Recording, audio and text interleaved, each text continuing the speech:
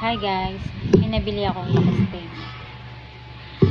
Nung una kasi akala ko ito yung binibili kong pipino. Pero hindi siya pipino. Akala ko kasi pipino siya.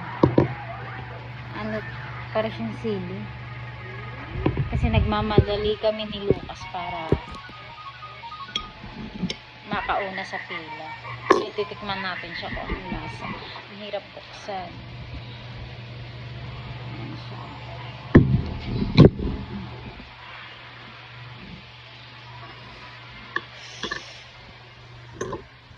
Ano to? Ayan siya.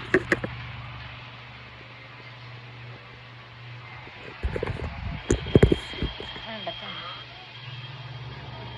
Para siyang pipino, pero hindi siya pipino.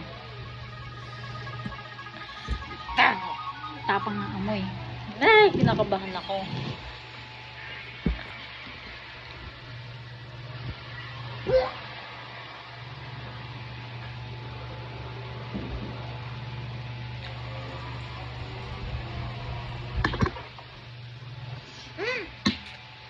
Dukan.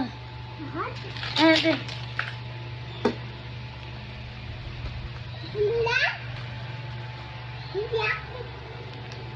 Sorry.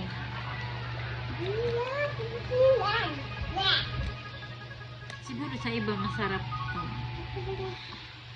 Pero kasi sa akin, nasang bulok. Nasang bulok ng gulay. May bulok ng gulay din. Bye-bye.